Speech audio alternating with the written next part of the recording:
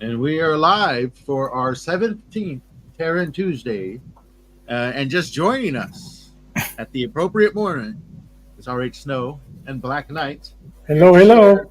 to share and to partake in another wonderful Terran Tuesday. Thank you all for waiting. Thank you all for joining us. How are you guys doing today? I am doing absolutely wonderful. I got my morning writing done, which is good. I usually don't because I've been super busy. But now, since Tuesdays are Terran Tuesdays, I almost put aside a majority of it just for writing. And once again, we lost RH Snow. She'll be joining us, I'm sure, momentarily. But Black Knight, how are you doing today? I'm feeling quite well. Thank you for asking. Finally, I have uh, almost no trouble typing with my right hand. I no longer feel any pain, so the strain is gone. Everything is fine. So yeah, Oh wow. and I'm hydrated, moisturized, in my lane. You know the meme. Perfect. And how are you Yep. doing, RH Snow? How are you doing today? Oh, everything's absolutely chaos over here right now. We had several fires break out, and not at Yes. our place. We have several, and of course, you know that my family they all fight fires, and we have a fire department. It's a community fire department, and so you might see me drop off all of a sudden because I have to go. Actually send some information to my people because I'm their weather coordinator. So that means I tell them what the wind is doing. And if you have atmospheric lift, then it will create larger flames. And I always want my people to know what's happening and to make sure that I take care of them. So you might see me pop out, but I will pop back in, I promise, because I love you. Oh, it's always good to stay busy, and you got to be fighting the fires out there. Those Texas fires. Oh, I know. Chaos, my old friend. I know. Fire is not really fun. Uh, Well, it's nice to be able to help. Let's put it that way. yep, yep. Well, tonight we, as I did we mention it last time? I think we did, James. We mentioned the theme of today's stream. Yes, today we're going to be talking about our various developmental processes and how we, Woo. tackle the enormous task of writing. Because, after spending so much time actually talking to a lot of different writers and people who believe they have a book in them, it seems to be quite the enormous task. So I thought that'd be a great topic for today. Oh yeah. Well, I hope that I'm sort of like intelligent on that. I have no idea what I did. I'll just talk about what I do to get there. You said the word developmental, and suddenly I was like, I don't even know. Yeah. Yummy, yummy. I can't. It's Like like, that step by step I know process. what I Yeah, do, yes, yes. but it Well, sounded so intelligent coming from you, and I was like, I feel inadequate suddenly. Well, I think one big piece of the developmental process, and I think a great way to actually, a good starting point is to talk about the discipline behind it, because I think that's a major aspect of it that I had trouble with early on, and I kind of help iron out for myself, and sometimes I still run into speed bumps of, and that's having the discipline to put everything else aside because the world is crazy and just sit down there for an hour, 2 hours, however long, sometimes it's maybe even 20, 30 minutes, to just hash out what I can right then and there and get as much of that story out of me as possible. Like, did you guys in your early developmental process of becoming the writers, did you have any discipline issues, or was there a bit more discipline that you needed to develop before making it to that point? Hmm. Well, yeah, yeah. It's always an issue. For me, probably my my Slavic stubbornness kind of helped because when I want to do something, even if I don't actually know perfectly well how to do it, I will still try to do something. So yeah, in my early days, I had some trouble with this, and the issue was actually having the discipline to stop myself from committing too much energy into doing something that I was not yet capable of doing.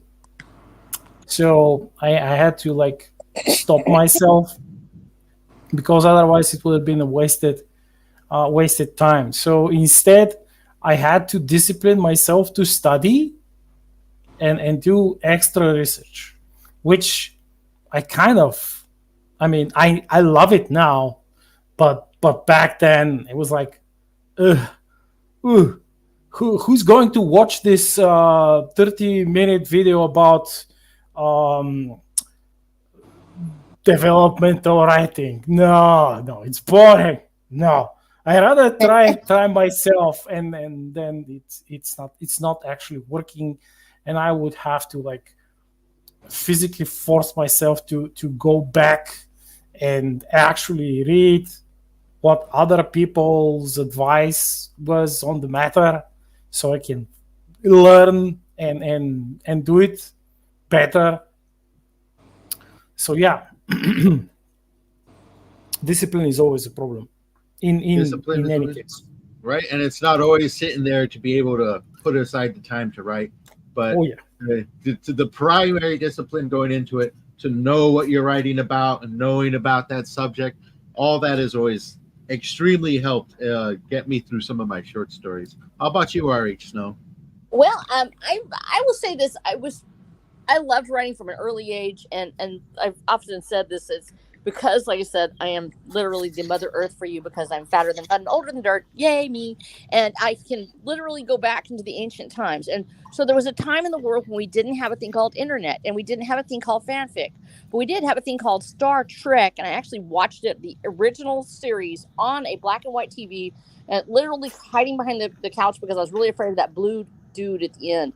But I love Star Trek so much, and in fact, I would continue to watch it when it was finally went into syndication. Long after it was, and as a teenager, my first crush was Captain Kirk.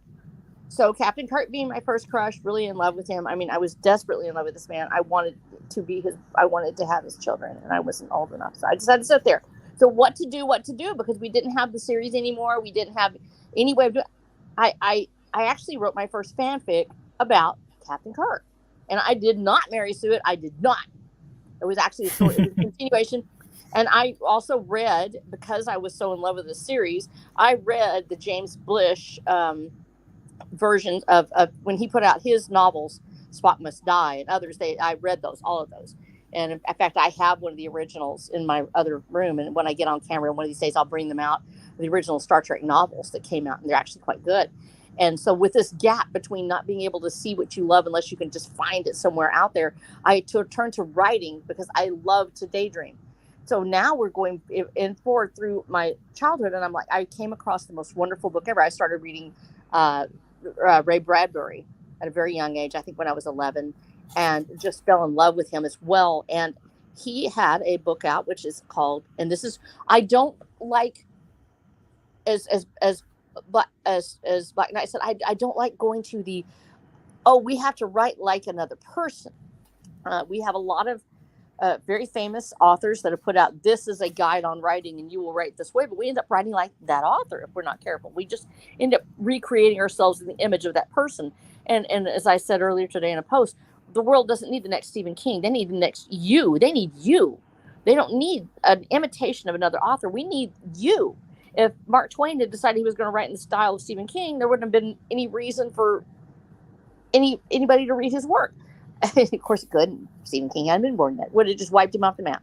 But instead, I found Ray Bradbury's guide. And it was one of the first things I ever read about writing. Absolutely fantastic, because it does not tell you how to write. It tells you how to become an author. And it is called Zen and the Art of Writing by Ray Bradbury. I would highly recommend this to anyone, because it sets you free as an author. And it's actually just essays on creativity. And it includes, of all things, very shocking to many people, his vision of spirituality and science fiction and the intersectionality of both religion and science. And he was very much about the spiritual and inner writer and how we release ourselves to do that with discipline, no less, to get in there and to keep working it. And it's just his thoughts on it. He doesn't tell me I'm not supposed to use adverbs. He doesn't tell me that I'm not supposed to ever say the word "they held their breath." He doesn't tell me that I'm supposed to cut out all description. In fact, he doesn't tell me those mechanics necessarily. He does tell us how to maintain our discipline, how to keep the fire in what we are doing. And reading this as an 11-year-old was just electrifying for me because I started writing at that point. And to be fair, I never wrote a novel until I wrote Transmutation, Texas. I had never written anything more than articles. I wrote the longest things I wrote actually were investigative journalism. There were articles that were at that level. There were several, 1,000 words, probably 5,000 to 10,000 words. But I did not write actual books. I'd never written I had written short stories. I mostly wrote poems, and with a few little stories that I would write in between. But I was not a fiction writer. I had never done it. I went back to those moments, and having had this remarkable event in my life where I lost the ability to go out and become the firefighter that I always wanted to be, and we talked about that earlier, to be a firefighter, to be an EMT, because of my health. I suddenly had that time. Of course, the discipline relies on me not playing Minecraft the whole time, because it's very easy to get into a place where you want to just play. It's very easy to going down the rabbit hole with research is another thing. I actually love doing research. I get on Google Earth and I put all my maps from my stories are actually recreated from real life maps, and I use them, and I will actually, calculate distance and how long it would take a horse to get from point A to point B under difficult conditions through brush or whatever. And I calculate that out. But then I start falling down the rabbit hole of looking at all the little things on there. Like if you go to the Sahara Desert and you look at it and you open it up, and I actually wrote a poem about this just recently, you can see the bones of the ancient earth and all the old roads and all the old cities. They're still lying there. Some of them just partially uncovered by sand and others completely scoured away, only to be covered again later. So you see it and it's very ephemeral. I get very excited. And I spent like 3 days just doing that instead of writing. And I'm so sorry. And so I got swept away with those things. My biggest challenge has been what it's always been. And I think we all find this is discipline, not only in writing, but in life. The things that took me away as a child also still take me away as an adult. I love to daydream. I was a daydreamer. It's how I escaped when we moved so often and I was bullied so much. I escaped by staring out the window and creating stories in my head, elaborate fantasies that would span sometimes hours of creating and characters and things for me to live in that world. I got in trouble for that.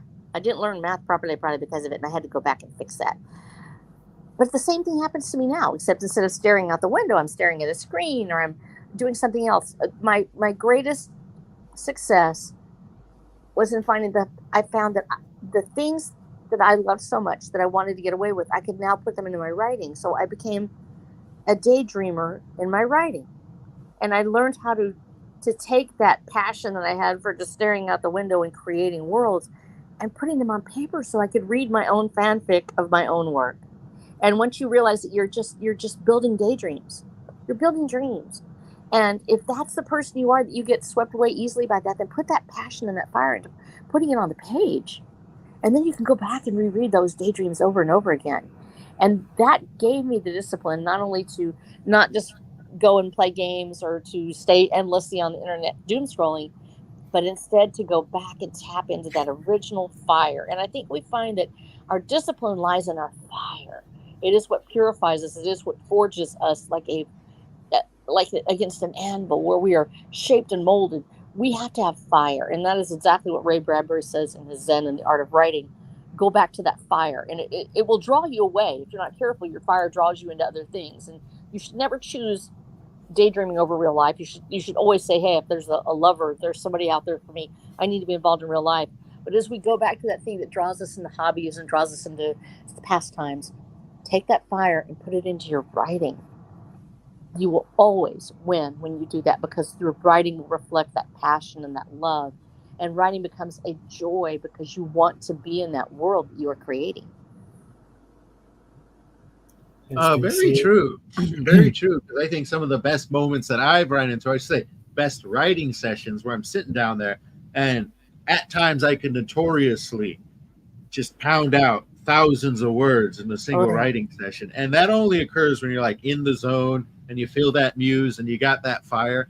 I remember just sitting there one day, just writing and writing, getting this entire story out, this 6,000 word story out in a single session, and it was Wow. all because of that fire. So it's definitely a tool that you need to almost discipline in itself, and hear it almost as the calling that's put aside Train it. everything. Now's the time. Yes, train it and focus in it. Embrace it. Smoke over water, a fire in the sky, as someone sang once in their song. Right? Yeah. And then that's Yeah. definitely the beginnings of any developmental process. But I'm sure that you refined it over time. And my way of developmental process, because I've probably been like writing a lot less than everybody in this room. I think I've written 10 stories in 1 year. Like I've only been officially writing for about 1 year, but Yeah. throughout my life, I've kind of I've kind of given writing a dab here and there, and slowly developing my stories in my head. And only when I thought, like, got so tired of all the media around us being a bit too bloated, that it's time to get the stories out there. And my process over the years has been primarily trip over myself, make 1,000 mistakes, and try to learn from as many of them as possible. Oh, Good way yeah. to do it. That's. By the way, I was going to mention that. What do you think, guys? Is it better to make the mistakes early on? And do you think that learning from your own mistakes and is like a much better process to facilitate your growth faster? Because of course we like to read and watch videos and listen to other authors telling us about their own mistakes, but it's one thing is to be told about a mistake, an error, and entirely another is when you make it yourself. You fail. When you fail, I think not just because teacher of mine told me so, but because I made plenty of mistakes. But it's like it's much better. I feel it's much better. The growth is faster and it's stable, unless you're a person that quits easily, which is where we connect the discipline aspect of it. So after you've trained your discipline, after you found your zone, it's okay to make mistakes as long as you maintain your discipline. You're real about that, the fact that you're making mistakes, you're aware, and you are correcting them, you're learning from them. And this is one of the aspects of writing, which I feel that there are some writers who are mortally, like, they're mortified from making mistakes. But it's like, oh no, I'll make a typo here, or I'll use some strange story structure, or I'll mess up this dialogue line here and there. I'll use a word that certain critics hate, like very, for example, or something. It's like, no, if I make a mistake, this is the end. No, it's not the end. This is the beginning. This is how you grow faster, exponentially faster than just by staying safe. Like staying safe is a recipe for growing stale. This is what one of my teachers said, and she was right. She was right. I would You know, honestly go go ahead. ahead. No, if you want to say it first, James, go ahead. I was just going to say, real small comment that's something I've noticed in this film. I'm not going to say the name. It was part of a large series or a particular series of films, and the third one that released I thought was beyond safe compared to the two previous films. And it felt a bit stale. It felt like it wasn't really going anywhere. It felt like there was a line you knew they were never really going to cross. And it just it echoed throughout the entire movie. And the same can go for literature in itself, because I believe literature to be a bit more personal, actually a lot more personal than, say, a film. And it's easier to pick up on these things in literature because, a film, you got to examine both the sound, the sight, and everything coming at you at once. Well, literature is like everything's coming out of you. You're taking in the words, but everything's being broadcast through your imagination. So when things are too safe, you're really dampening the imagination of your readers and where they can take it. Yes, exactly. Yeah, you're actually like you're. It's like you're jamming their imaginations. It's like you're jamming the waves of their imaginations, and they cannot. Like they cannot get a clear picture. Yeah. Yeah. What were you going to say, Snow? Oh, well, and this is something. It is about life in general. This is actually doesn't just apply to writing. It applies to everything. Oh no. Yes, you're right. Yes, the fear of failure has been a greatest failure of all. We have to embrace the fact that we are going to fall, we are going to fail, we are going to make mistakes. Yep. There are some that we may have a very difficult time ever recovering from. There may be some that will leave a scar that is there eternally. This is true in romance. It is true in living. It is true in working. It is true in playing. And it is true in writing as well. The greatest loss is not the one where you tried and you failed. The greatest loss is you never tried at all, that you never saw what might have been. 120%. Yeah, we have a fear of. We are so, and I understand that people, this has been eternally. Don't feel like it's only us but we do, because we have such a backlash on social media. There's a balancing act between recklessness, just being reckless for the sake of being reckless and destroying things without any plan or purpose. But people who are also fearful of what someone might say or someone might do, or maybe they'll think this thing about me, has stopped people from finding love. It has stopped people from becoming a parent. It has stopped people from moving forward when you can't have children. It has stopped people from stopping their own adventures. You're on an adventure in life. This is, how will I ever know what you might have written? Yes, it may fail horribly. You may get panned. You may have your own friends say, "You look, I love you, but I burned this book." And you know what? You have to at some point go, okay, I'll try again. Greatest mistakes I ever made in my life turned out to be the greatest triumphs I ever had. My daughter from a previous failed relationship turned out to be my best friend. My fear of being alone didn't stop me from being alone. It didn't stop me from having my adventure. And I challenge each one of you that is listening to this now, look at where you're most afraid. Don't ever say, well, it's too late now, I can't fix it. Yeah, there's things you can't fix. Move on. Try again. Try something different. Now we say try again. You don't try it again exactly the same way. There's the difference. Yes, that would be the definition of insanity. Yeah, that's right. The definition of insanity. Just do it exactly the same way and then hope for a different outcome. Yep. We learn from our mistakes. That's the whole point. We learn, and you go back and you go, gee, maybe I really shouldn't fall in love with the baddest boy on the planet. Maybe I should just maybe somebody that loves me would be awesome. Maybe somebody that actually likes me. And you do it a little different the next time. You do it a little different each time they fail. You get better, you get stronger, you get faster.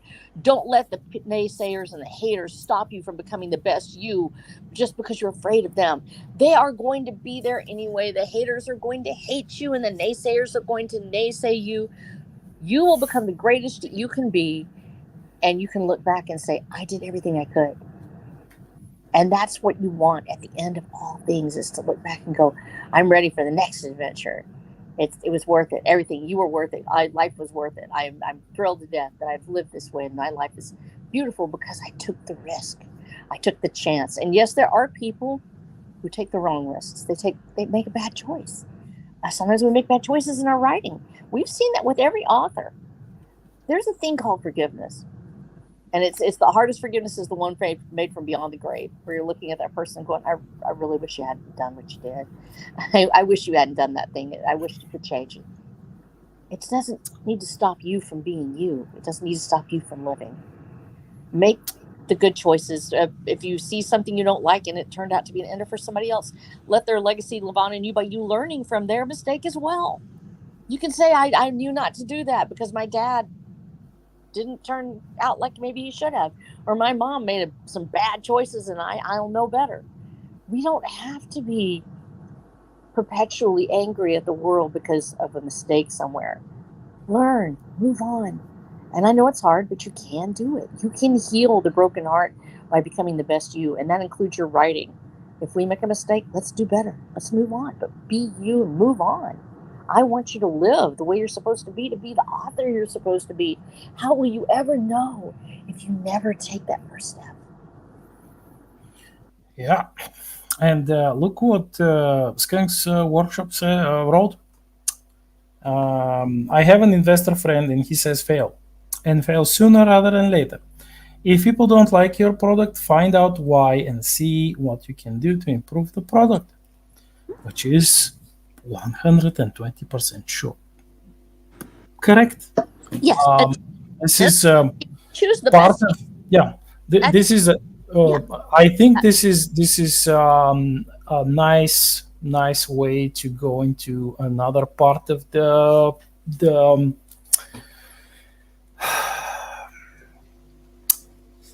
which is the feedback. Yes. And I must admit that in this age of social media, you can have all kinds of feedback. And like you just mentioned, Snow, some of it will be negative. And some of that negative feedback could be overly negative, but that's normal. That's completely like this is part of life. Before we had social media, there were newspapers, and before the newspapers, we had let's say in the ancient world, we had the forums where you go and you make a speech, and then they threw the rotten vegetables at you.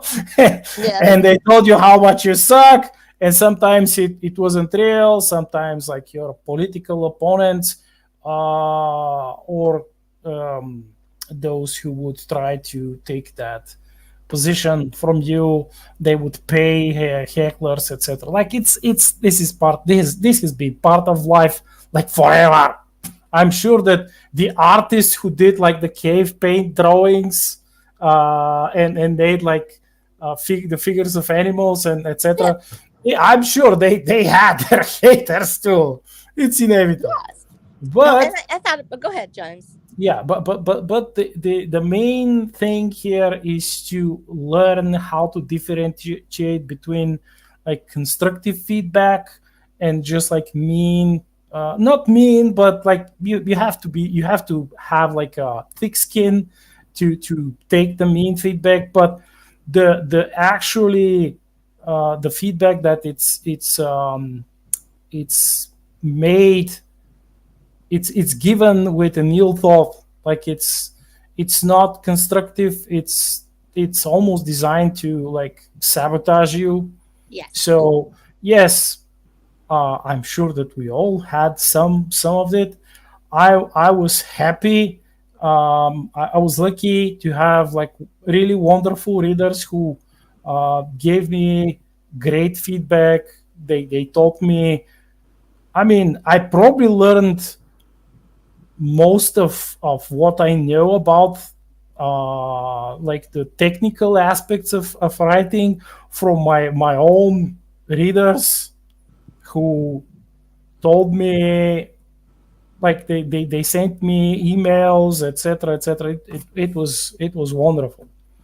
But of course, I had some negative feedback. I had to learn how to differentiate between the real, actual constructive criticism, and the thing that it's not. It's like, yeah, even overly negative criticism can be useful, but not everyone is like, people are built differently, and some would be greatly discouraged. And this is where I return back to what you said, Snow and James, that yes, if you have the discipline, if you're in the zone, even if you're making mistakes, you know that you will learn from them, you will correct them eventually, you will grow. The important thing is to become the better you, and just keep working, because if you stop, Mhm. that's the end of the quest, that's the end of the journey, and we don't want that.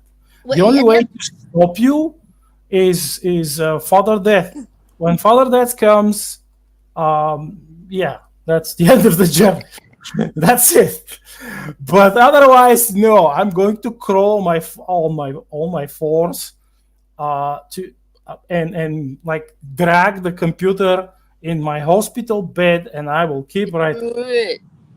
Do it. No, here the thing, I love what you said, but and it is true, because knowing what I would say this, guys have a tendency to say grow a thick skin, and I know women will do that too. But there's another version of a lot of us. It's the one that cries. Both of y'all know what I'm fixing to say. Literally bawling, because the hardest criticism. There are haters, and then there are critics. Learning the difference between the two of them, and then being the person you have to be, how you accept that. Some of us will never grow a thick skin. I would never have a thick skin because I cry at everything. So I'm like, "Wah." So I had one reviewer that actually I very much respected, but DNF'd it. It was during the middle of a campaign. DNF'd it, and I won't say who it was. DNF'd it, and then wrote a full review though. And I was like, how can you do that if you did DNF'd early in it because of a word I used? Oh, it was one word, just one word. And because of a word that they felt was That's no not longer serious. useful. Yeah. And the other one was James Craig, who absolutely reamed my book. Y'all remember, I was just crying, just bawling. I don't know what to do. He hated my book. Well, I he love read James. mine. Yeah, but here's That's the thing. So later on, this is how I had to figure out who I am. I was like, I've made a mistake because or not a mistake, but I knew I was crying. I knew that's not what I need to do. I'm trying to improve my inability to take criticism. So I actually contacted James and asked him some questions. Well, he's probably never going to love my book, but he told me a couple of things actually I did incorporate later into different some of my other writing. And then we ended up actually on 2 or 3 different shows now where we've discussed the differences in writers, because he too is a writer. And that's why it hurt me so much. I was like, you're a writer anyway. You say that about when.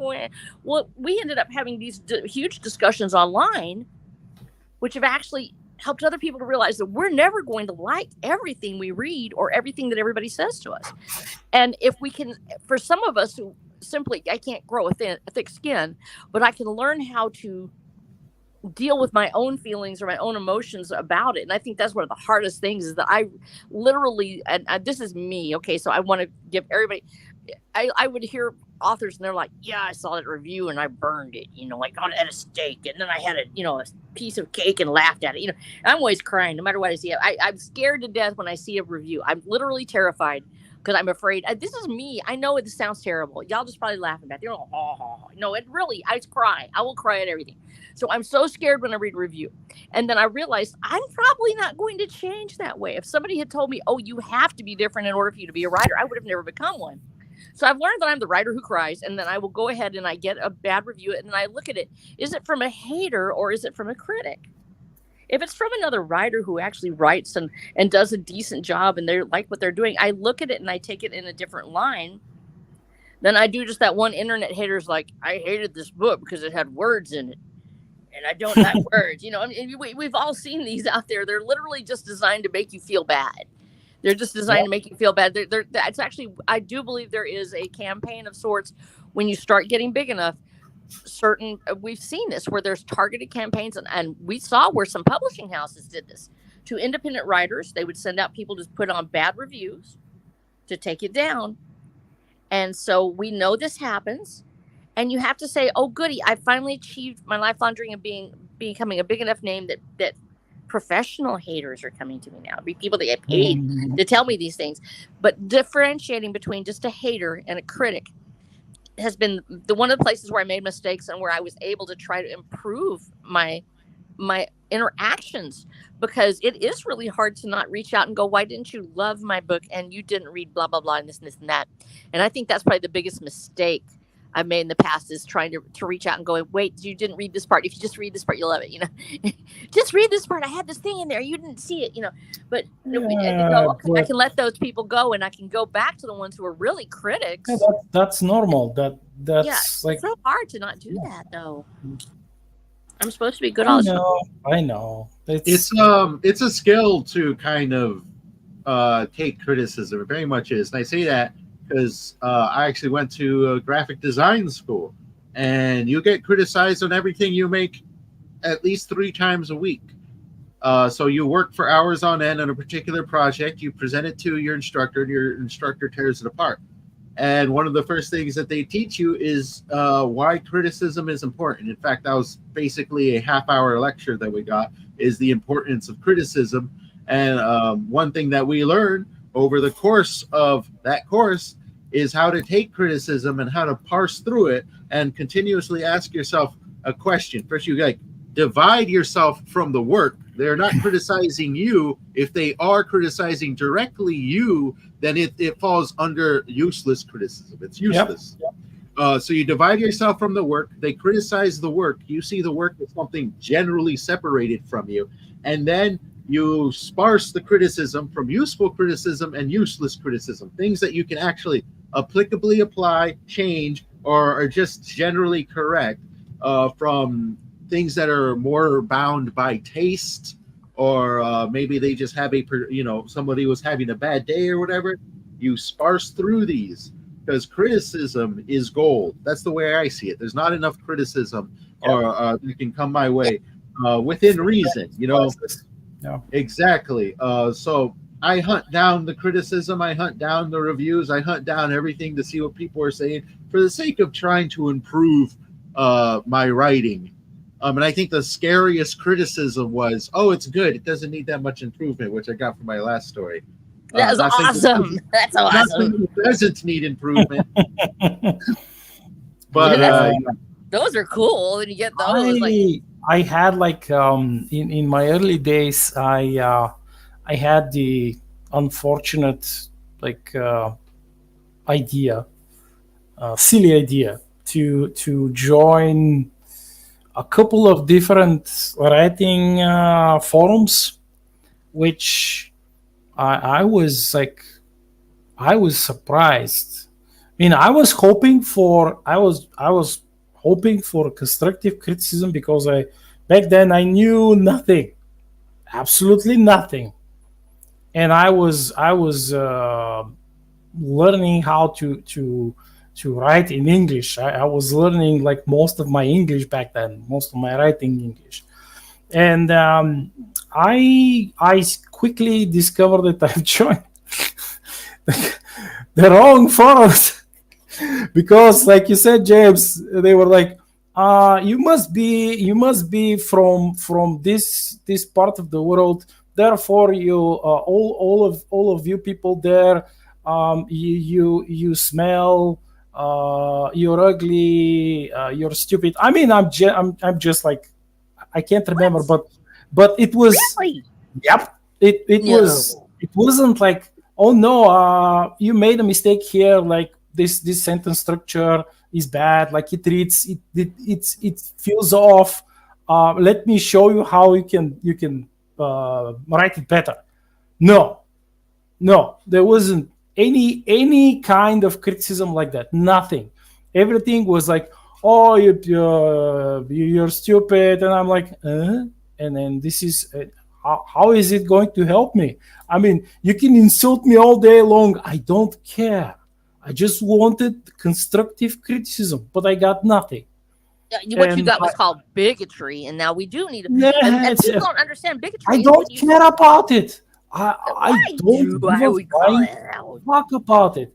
I just wanted normal, like, okay, rip my what I wrote up to pieces. Just don't like call me names, but also tell me what I did wrong. Show me what I did wrong. No, and I just left. No, I'm proud. Yeah, you leave at that because that's called. Those are the haters. They actually are there to hate something. People who are simply looking for something to hate. That's just stupid. But that's true, and actually, we find this a lot, and you would be amazed. People find some will be amazed. Yes, indeed, you'll be amazed.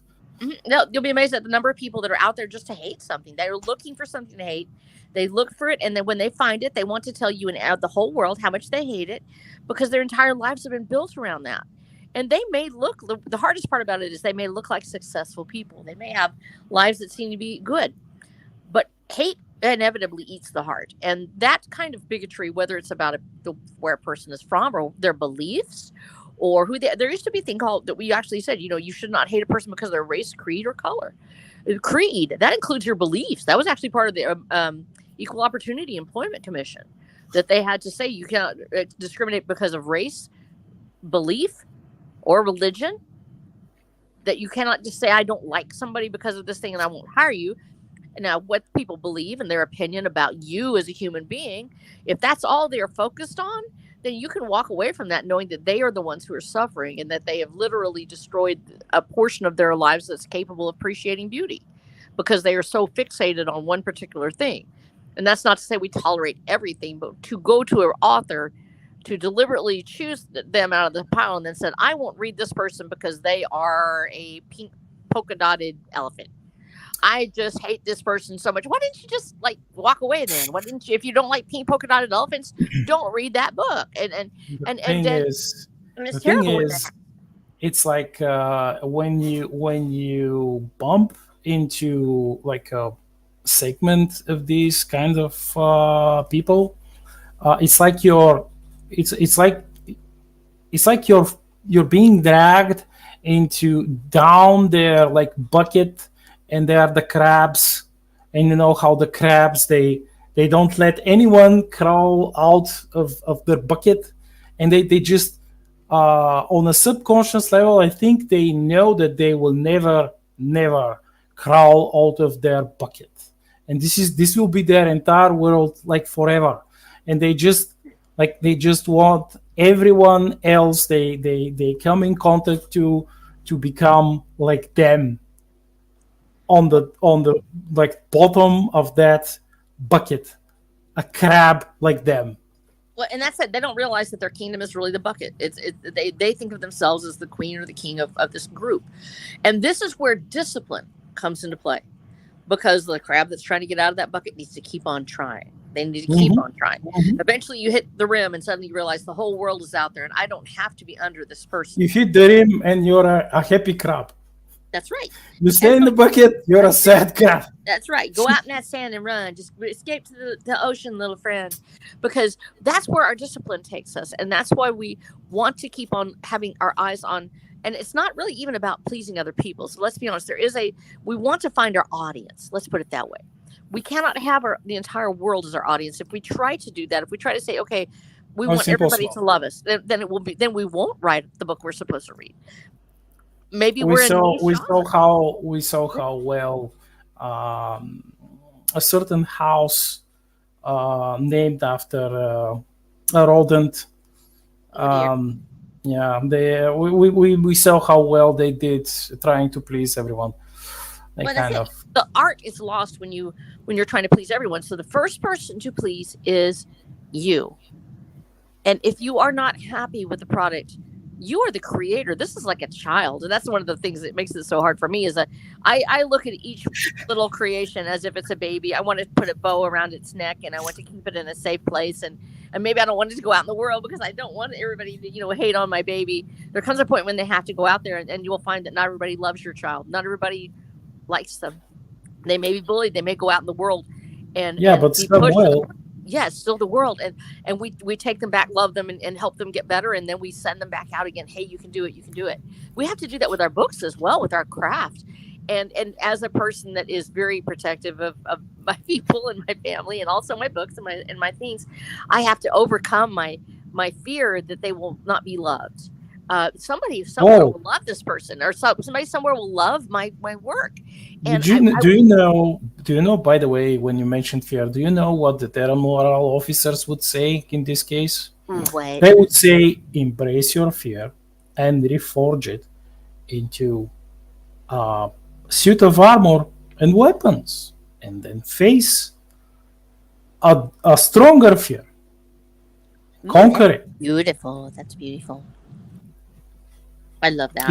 It's not that they are without fear. It's that they know fear. They fought it. They keep fighting it, and they have conquered it and reforged said fear into weapons and armor of the mind.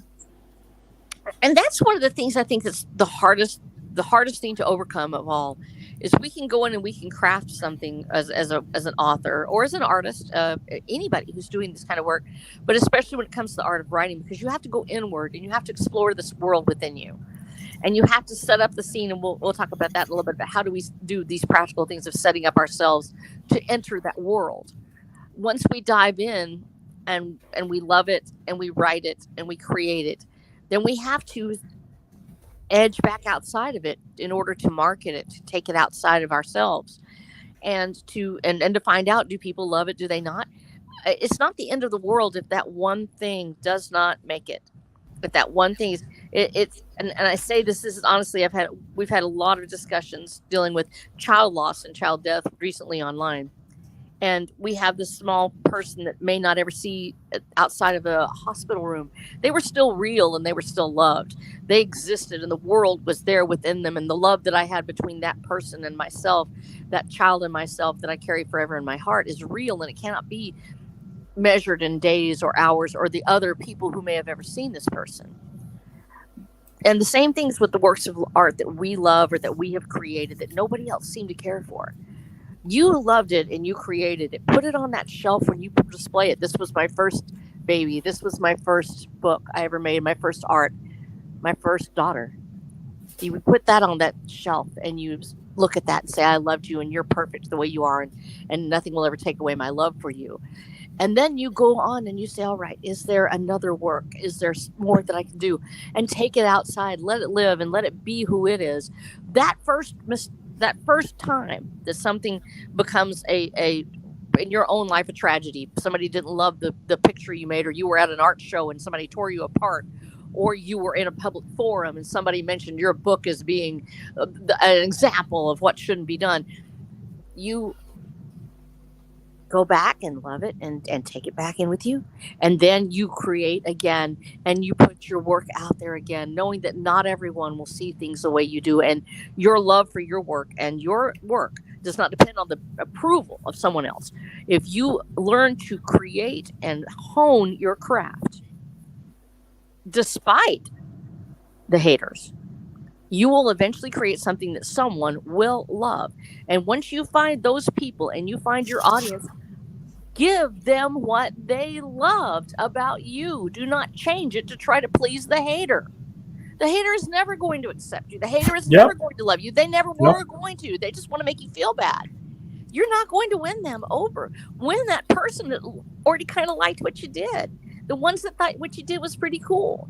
And if they're not like horrible people, I mean, if they're literally like somebody you would never want to be around, maybe they should be in jail, then maybe you need to ask your question, is that really the audience I want? But when you find people that love your work and they're the kind of people you want to love your work, then love them back and give them more and hone your craft.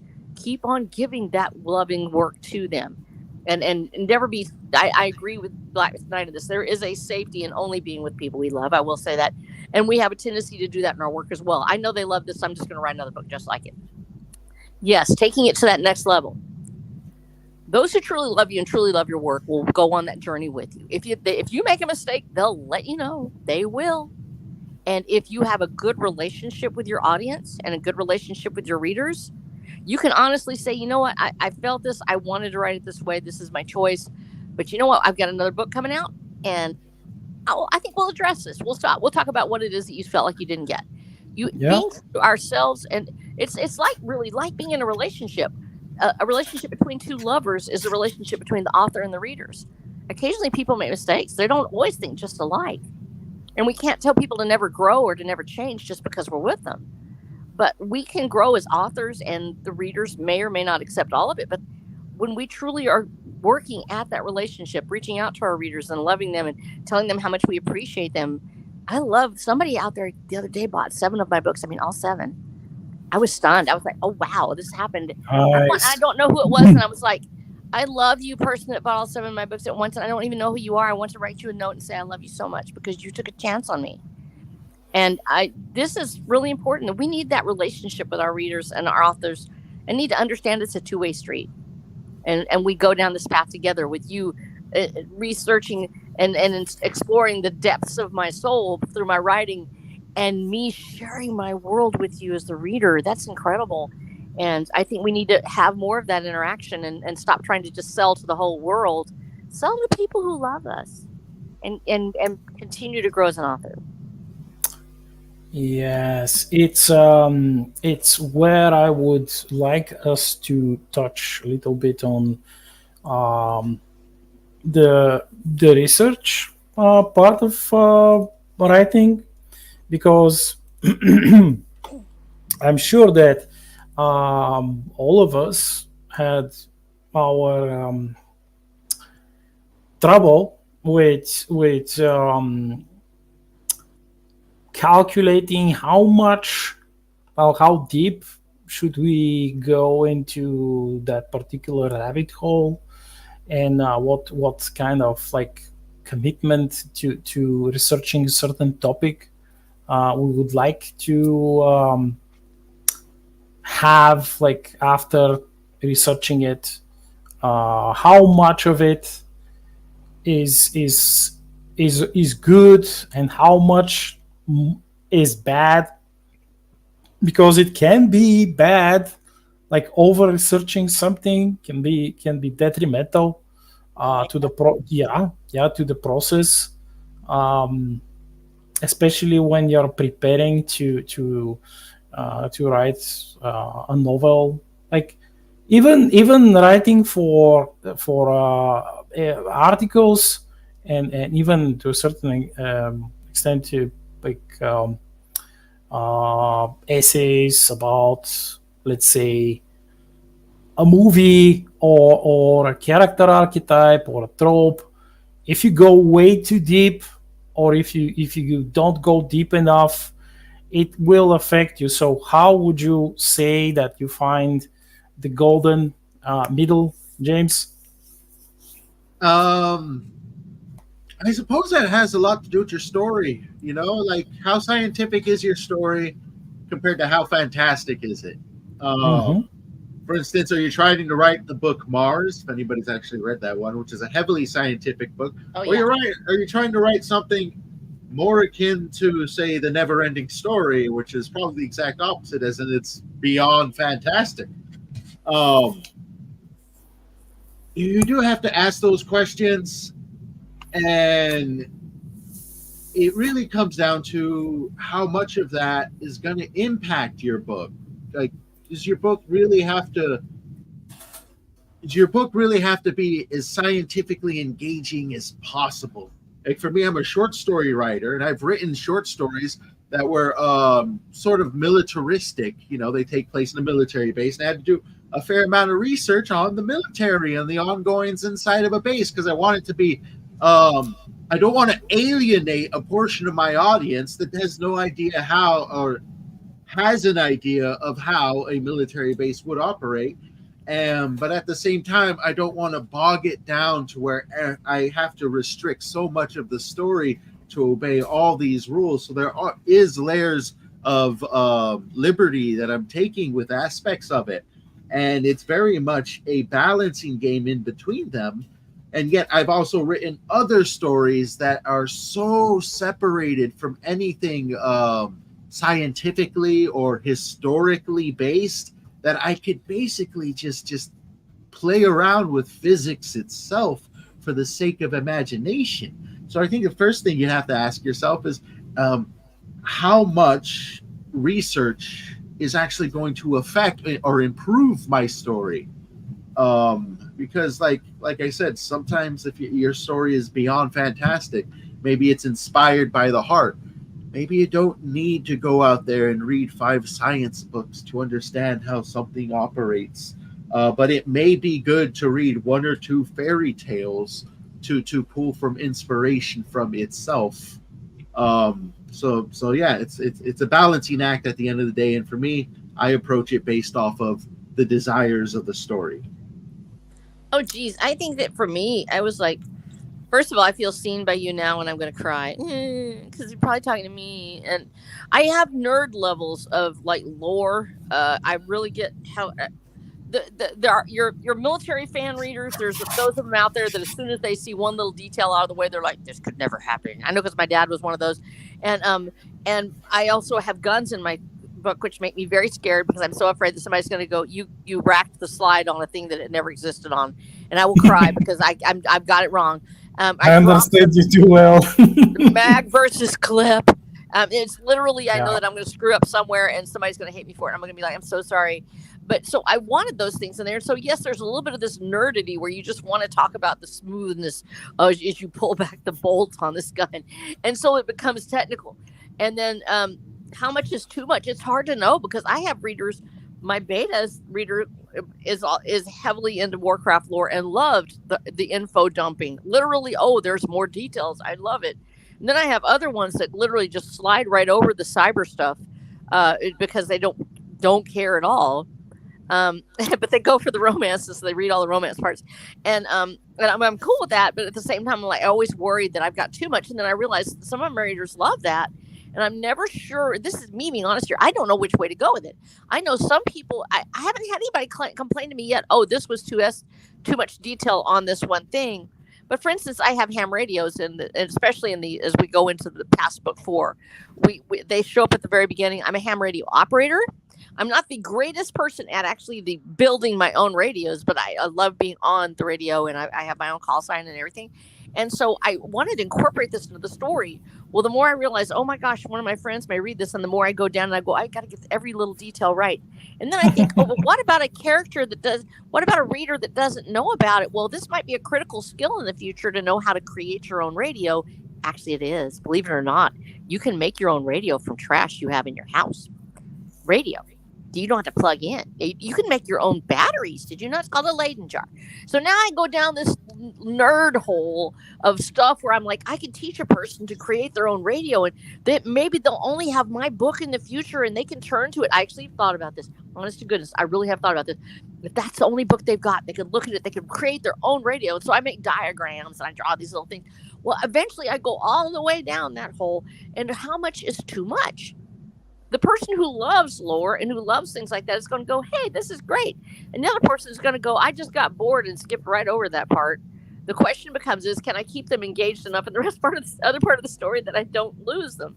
And so it's really hard to know because I am actually, believe it or not, one of those readers that will skip over the parts I don't really care for. And I will zip right through it so I can go read the part I do like, and I will always find that about every story. I'll find something I love about it, and I'll just read the parts I enjoy.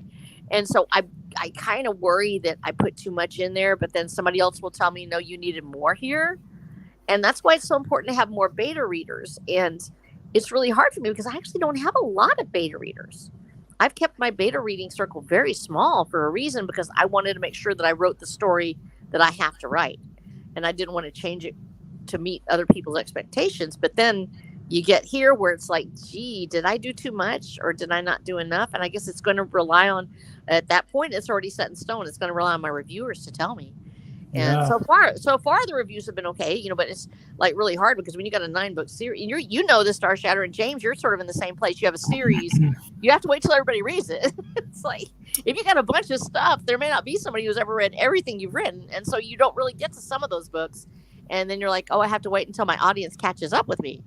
And since our series hasn't really been out that long, it's harder for my people to catch up with it, and so I end up sometimes waiting 2 or 3 years to get feedback on the latest book. And so it's kind of weird, but yeah, I hope that I did it okay. But I'm sort of nerded out about stuff like that, so now I feel worried. If I do not Nah, need to feel worried, tell me in the comments. don't. I mean, it's the same. The same with my work, because when I did a bunch of sci-fi research, and well, let's say soft scientific research, because it's not it's too much. I'm not writing hard sci-fi. I'm writing a space opera. I can allow myself a bit of a, let's say, freedom. So I use the rule of cool in many situations, but to stay consistent, just like King Bob mentioned, is that I had to have certain places at certain instances, very important instances. I had to make crucial setups for the battles later to be completely consistent and true to the lore of the universe that I have created. Therefore, I was at some in some cases I had to be specific, and I had to give like extra details. Otherwise, I could have pulled something out of my behind, so to speak, and the readers absolutely hate that. But if I give them early on the appropriate information, like you're forced, depending on the genre, you're forced to have smaller segments, or you're afforded like a little bit longer segments of essential exposition. And it depends on the reader. Like some readers will go really deep into it, like my own kind, like the turbo sci-fi nerds. Like they're like, oh yes, tell me more about this spaceship. Oh yes, tell me more about this railgun. I want to know everything about the railgun. I want to know what kind of like what's the caliber of the slugs. I want to know everything. And that helps a lot, like helps some readers, and like Snow said, like other people, they kind of gloss over it. But for me to remain consistent, since I already did the research, I have to put it in, and whoever doesn't like to read it, they won't read it. But those who actually love it, they will enjoy it. So yeah, that's one of the, like James said, it's like the balance act. You gotta have it.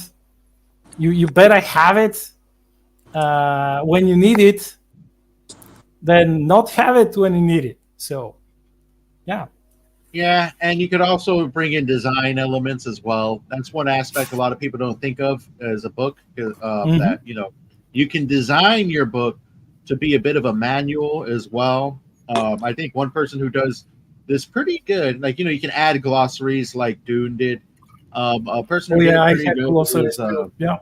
is the Lord Otter. He recently released his book Steel and Stormbright. Has a lovely glossary in it as well, and plenty of lore to pull from. And I think he did a pretty good job at balancing it out fairly well, and a pretty good designed layout of delivering that information. I think he was happy to know that many of us love the glossary, and love having glossaries, and a lot of our readers like them. So he contemplated the option of providing the glossary, and in the end he embraced it. And I think that like his readers, the people who read the book, and me personally, because I've read everything, I was one of the beta readers, one of the humble beta readers. So I really loved it. It's like the fantasy universe he's created. It's, oh boy, like with every book, every following book, it's going to grow, and he has deep, really consistent lore, and the world building is the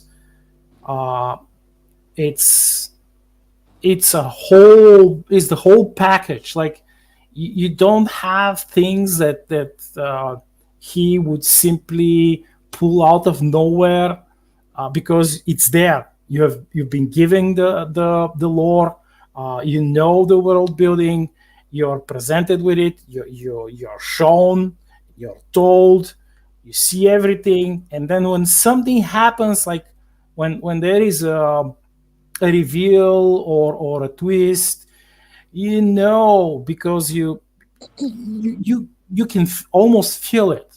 Like he thought of it, he imagined it. And that's another thing which I want to. That's probably the last thing that we'll talk about, is the aspect of consistency.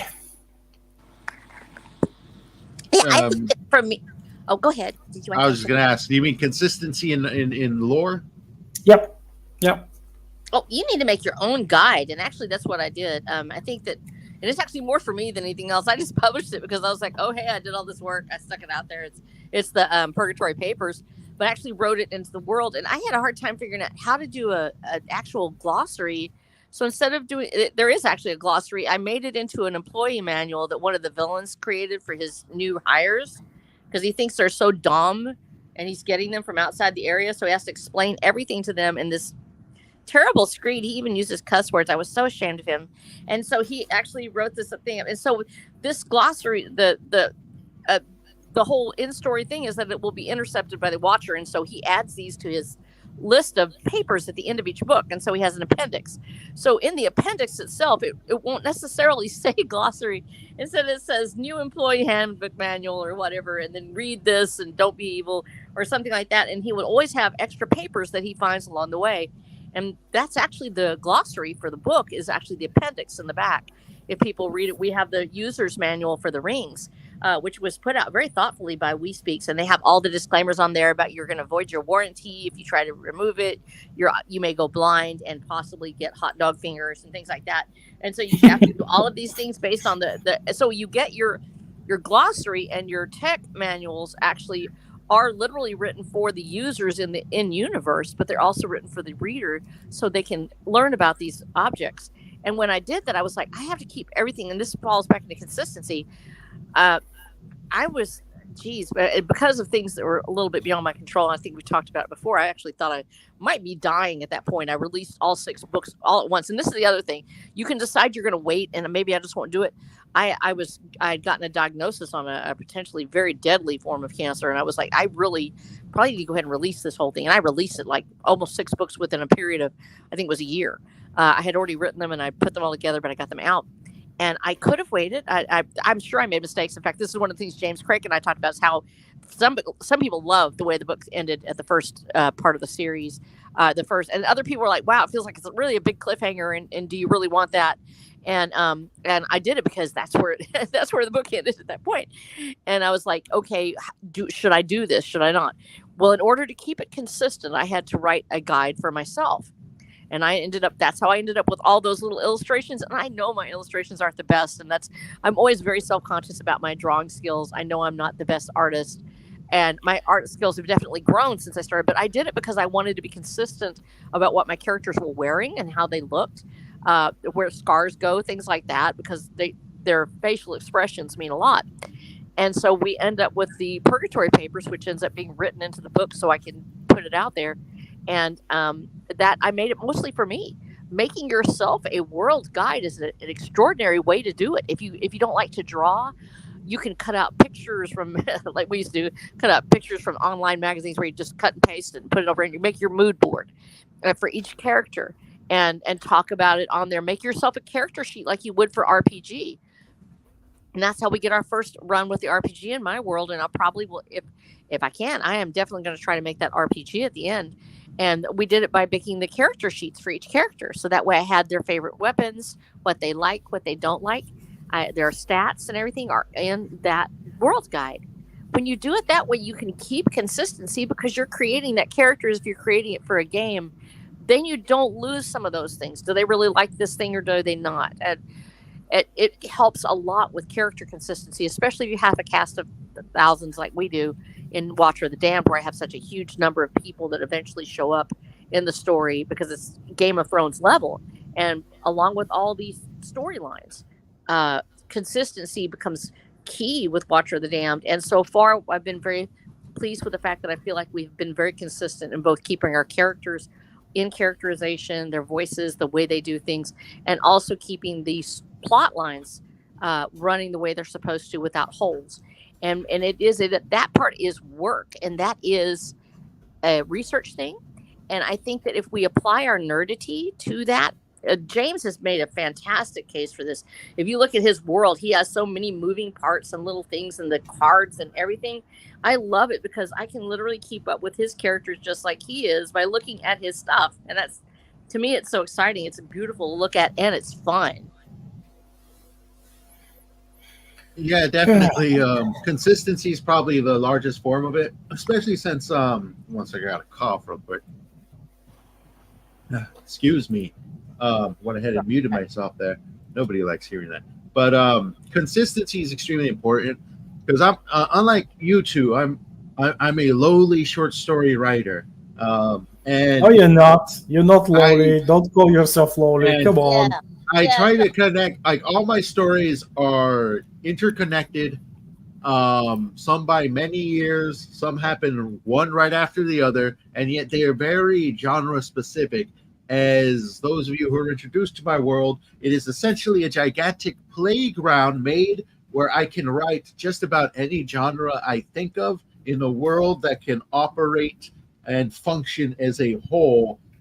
So I have my gigantic cyberpunk city, and I have my sword and sandals nation, and my magic wielders and those who hate magic and think it's just some joke, all playing at once. And Yes. to be able to write a new story, I have to actually look at all my old stories and the lore I set up through them, and I have to make sure that none of them get disrespected in that. And when you read them, you don't actually see the connective tissue.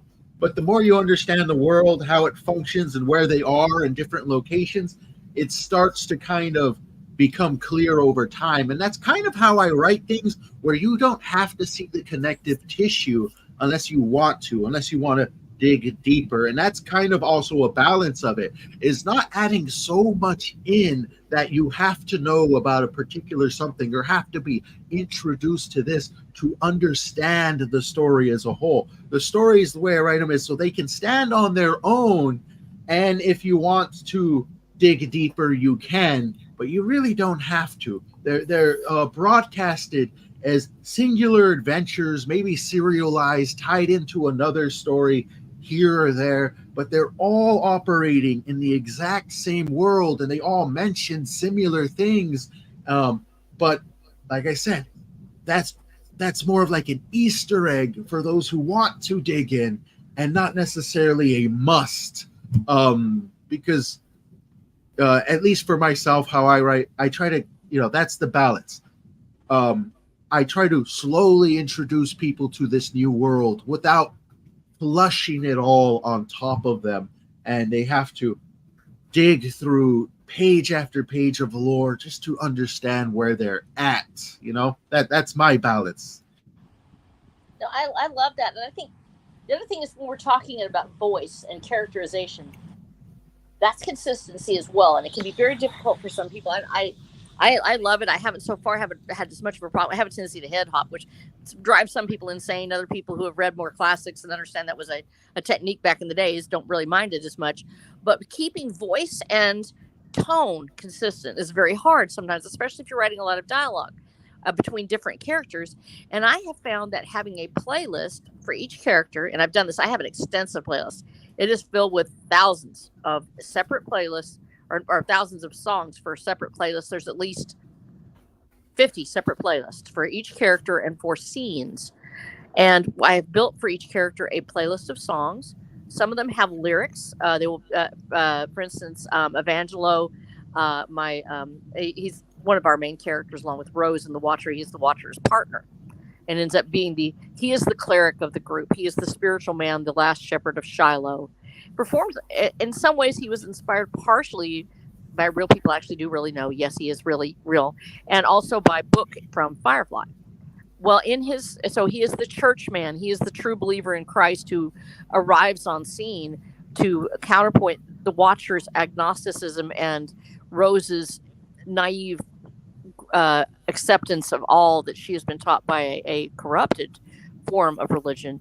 And so he is the true believer. And for his playlist, I actually included The Man Who Shot Liberty Valance as one of his songs. And every time I bring him in, I play that, and I actually play, there's a Crusader hymns that I will play because he's the paladin of the group. And so I play these, and it keeps his voice consistent because he's both a church man and a gunslinger. And so he is this righteous paladin of sorts, wearing his cowboy hat and his ranger badge that he loves so much. And he becomes this character, and I have to keep him consistent in his cadence. And going back to the music, especially by choosing a song that's completely different for him than for anyone else, I use the cadence of the music to help him have the cadence of his voice and his dialogue. It helps enormously. And I would suggest, if you're struggling with your dialogue, trying to keep your voices separate, you pick songs that are unique to them and listen to them before you write your dialogue. You'll find it really helps to have that rhythm in there, because that's how your character will speak. Yes, that's a great advice, by the way. A great advice. I may not have specific songs that are tied to certain characters. I more like have genres of music, and specifically also different genres that I listen to when I am writing about different groups in my books. Let's say that the Terran Imperium, they are not like the Empire of Star Wars. They have almost nothing in common, except the fact that they're an empire, they're a space empire. But I have sometimes wondered in the beginning what feel I should have, what direction I should have for them, and I listened. I made a choice to listen to a number of really old anime, movie um, um, tracks, uh, specifically from the space battleship Yamato. Oh, I love Um, Space Battleship Yamato. I love it so much. I love it. I love and Yamato. Snow, if you look at the cover of my second book, Twin Sons of Carola, you will notice that the artist who drew the cover, it was like it was not like it was an oil painting, and he was Japanese American. He was very much he grew as a child in Japan, and he moved between Japan and US, and he really loved the concept of the Tazaran Imperium, and he he drew inspiration from Yamato, and then that when you look at that ship, you can see the spikes, the spires, and everything in its armor plating and the engines, and it's it's um it's a wonderful thing when you finally get all of these um, ideas, and when you're in the zone and when you put everything together.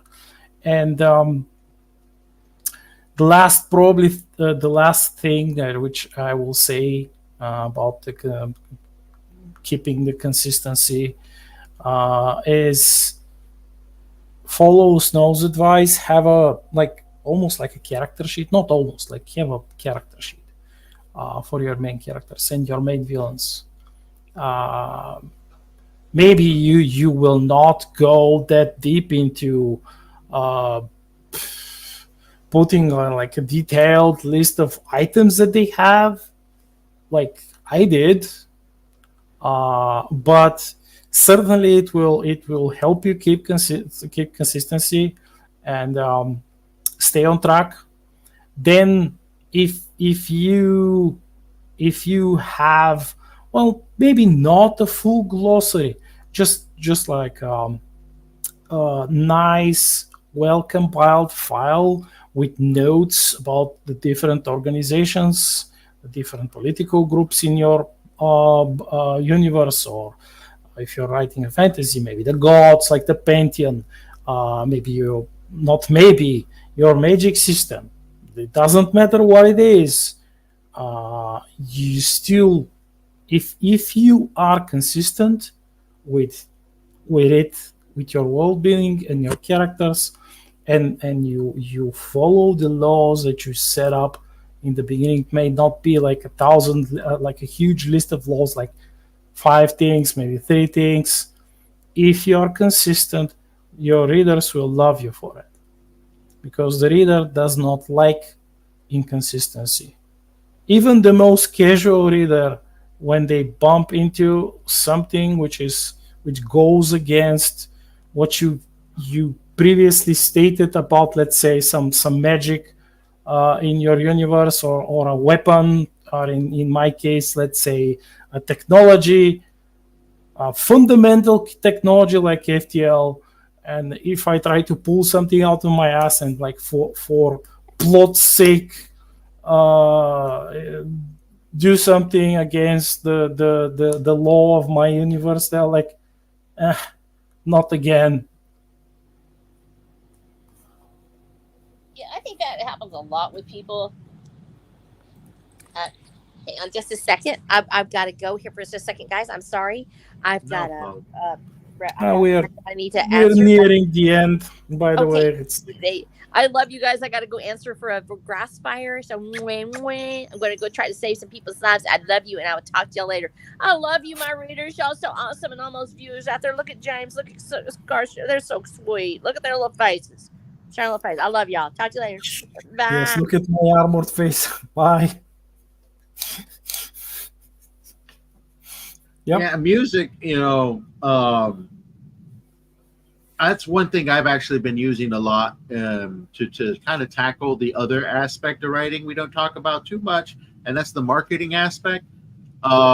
Thanks to, and I know this is probably going to put me in a bad association with some people, but I actually do fiddle with AI music, and I've made tracks based off of, and I uploaded a Oh few. yeah, On this I've watched them. Yeah. There's I was- tracks based off of the various factions throughout my world, and when I write about those factions, I put those tracks on repeat and loop them, and it also helps kind of it's helped market them because they're nice to listen to. You get kind of bits of lore throughout them, but it's also good to sharpen yourself up on your own lore because you have to write the lyrics yourself. You got to make sure none of them break your lore, and you got to kind of it's an extra practice to sharpen yourself and get bits of your own lore kind of stuck in your head to pull from later. And that's definitely gotten a few extra eyes on my stuff, which is what we all want at the end of the day. And one thing that I think a lot of writers do kind of neglect as a whole, they focus so much on the work, which is extremely important, but marketing, dare I say, is an aspect that's just as important, because you can make your book exist, but you have to introduce it to other people, and you have to essentially get eyes on it so the world knows that your piece of literature also exists. And that's an aspect that I've been using music for, is a bit of marketing. I've released a trailer that has its own song on it that people like, to the point where I'm just going to release the song by itself. But yeah, marketing, maybe that's one thing we'll have to talk about in the future. Oh, maybe. Yeah. That's we'll decide when we chat with Snow. Snow. Yeah, Right, she's off fighting fires. yeah. Right now. That isn't a week before the next stream, but yeah, it did. I think we've had a productive chat. And if you noticed, our streams chat was really lively today, which is great. And that actually goes slightly into the marketing area too, because I heard it from a stream I was watching. Hey, put up your stream 2 hours early and start spreading the word around 2 hours early. You get more people watching. And usually what we do, it's maybe like a half hour before, an hour before, I'll send you the YouTube link to share. Yeah, and I share it all over. Exactly. So we're messing with some of those marketing techniques right here, and you don't even know it. But for everybody watching, we're ending we close out in about an hour and a half. That's a couple minutes from now. Come back, visit us, like, subscribe, leave comments. YouTube loves it when you put comments on videos, because then it just it sends them around and shares it with people. And let us know what you'd love for us to talk about. And if you have any questions that we may be able to tackle in the next stream, leave a comment. Yeah. Leave comments, leave questions, leave it all, because it's all helpful and it's all things we want to explore, and we want to know what are the things you want to hear us talk about as well. Oh, yeah, exactly. So maybe next time, I'm just thinking right now. We'll decide. But maybe we could talk about like the convergence of the different art forms, the written word and the picture, the drawing, and music, and we could talk about the circle of creation, how the different art forms inspire each other and merge into each. Yeah, definitely. The synchronicity of art forms. You mean, correct? Yeah, how they sync up together, because it's true. I don't know a writer who doesn't listen to music in the back end while writing. But with that said, we're just about to wrap up. Where can people find you? People can find all of my 11 so far published books, Star Shatter books, Amazon, Including in those are the 7 books from my main Star Shattered series, 2 anthologies, which are compilation of my short stories and my novelettes. First one is titled A Mandate of Sword and Railgun, and the second one is The Blood of Tyrant. And then the two the 2 novellas about Vailindal Torian, which is a bit of a well, it's not a bit, but it's my humble homage to Howard's Conan the Barbarian. This is also set in my universe. So yeah, you can find me on Amazon. Just don't be afraid if you type the Black Knight and something else pops up.